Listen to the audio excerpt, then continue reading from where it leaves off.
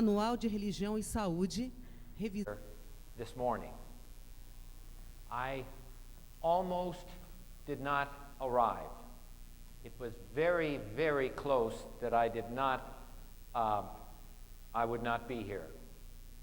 It was kind of a miracle, in fact, that I am here this morning. Yesterday was a difficult day, and I would like to just briefly describe it for you. I rushed to the airport because I had to see patients in the morning, and I got to the airport and I couldn't find a parking place.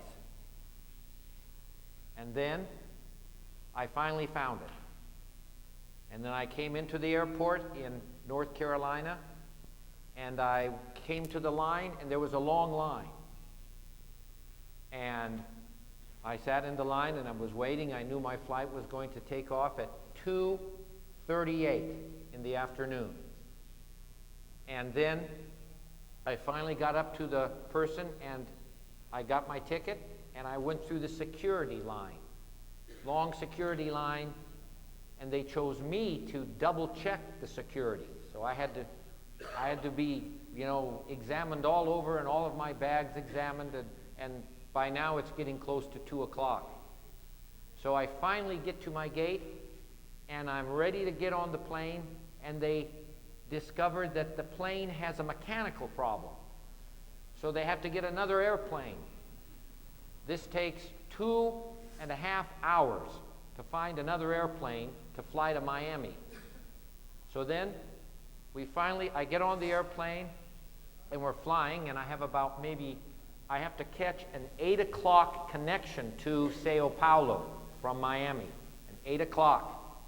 So we finally take off at about 5 o'clock, and it's about 2 hours to get to Miami.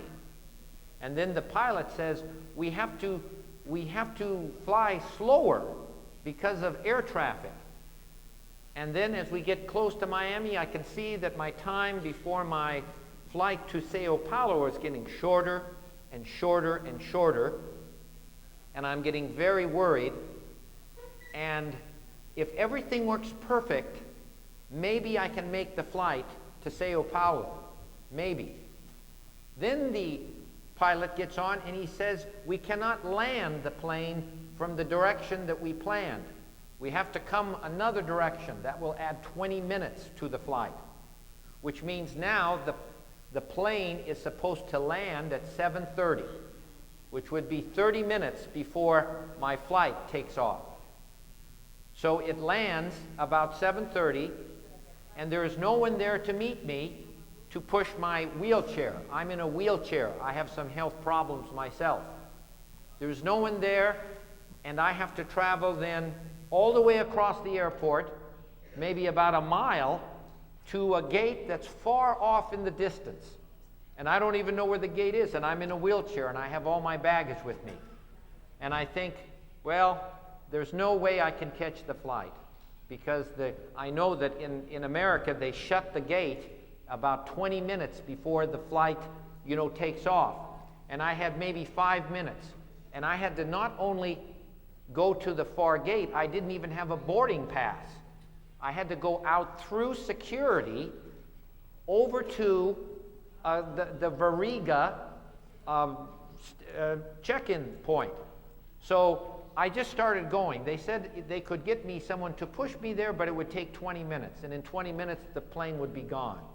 So I started pushing myself. I was discouraged because I thought there's no way I can catch the plane. I might as well just go into the motel and check in and then fly back to North Carolina the next day.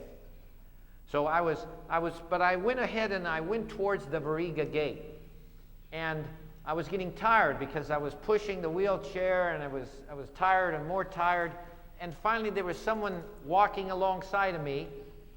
I'd never seen this person. And I asked him, which way is F gate? Which way is the F, concourse?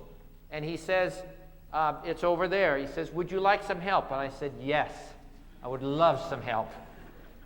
So he starts pushing me, and I start telling him about how, I'm so discouraged, I have no hope, I'm never going to make this plane.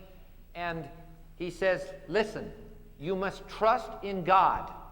You must have faith in God that He will work this out.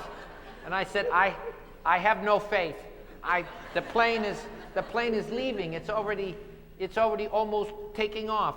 And he says, you must believe. And he pushes me up to the check-in counter.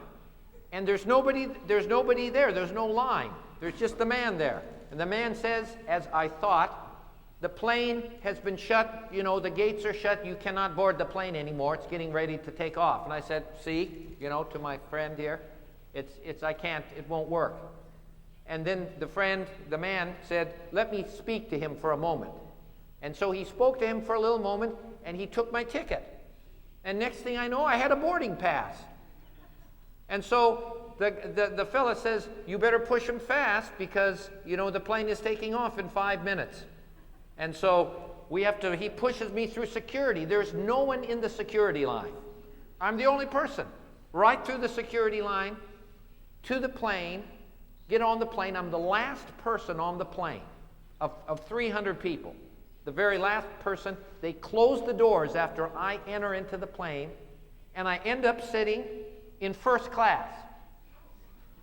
The first row of first class. And they're bringing me champagne, caviar, lobster, and I think, what happened? What happened? It was a miracle, and I had no faith. So I confess that to you this morning. Okay, let's get to this.